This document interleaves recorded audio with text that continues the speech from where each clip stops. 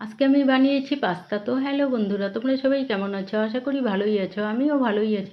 তো প্রথমে আমি ওভেনের উপর কড়াইটা বসিয়ে দিলাম, দিয়ে কড়াইতে জল দিয়ে দিলাম, পাস্তাগুলোকে সেদ্ধ করে নেব। তো পাস্তাগুলো দিয়ে দিলাম এর মধ্যে, আর অল্প পরিমাণে নুন আর সাদা তেল দিয়ে দিলাম। যতক্ষণে পাস্তাটা সেদ্ধ হচ্ছে ততক্ষণে আমি অন্যদিকে ওভেনের উপর আরেকটা কড়াই বসিয়ে দিলাম। বসিয়ে দিয়ে কড়াইতে তেল দিয়ে দিলাম, দিয়ে ক্যাপসিকাম আর গাজরগুলোকে অল্প নুন দিয়ে ভেজে নিয়েছি। তারপর এর মধ্যে দুটো ডিম ভেঙে দিয়ে ডিমগুলোকে একটু নুন দিয়ে ভেজে নিয়েছি। তারপর কড়াইয়ের মধ্যে আবার তেল দিয়ে দিলাম, তেল দিয়ে পেঁয়াজ কুচি আর কাঁচা লঙ্কা কুচি দিয়ে দিলাম, দিয়ে একটু সময় নেড়ে চেড়ে নিয়ে এর মধ্যে অল্প পরিমাণে নুন আর হলুদ দিয়ে দিলাম। যেহেতু আমি আগেই নুন ব্যবহার করেছি সেই জন্য আমি অল্প পরিমাণে নুন দিয়েছি।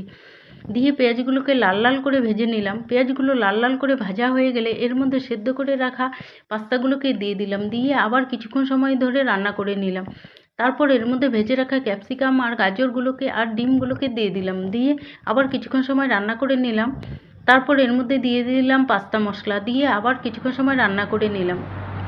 তো আমার রেসিপিটা তোমাদের কেমন লাগলো? যদি ভালো লাগে তাহলে লাইক, কমেন্ট এবং শেয়ার করে দিও। আর চ্যানেলটিকে সাবস্ক্রাইব করতে ভুলো না কিন্তু। দেখো রান্নাটি দেখতে কত সুন্দর হয়েছে, খেতেও কিন্তু দারুণ হয়েছিল।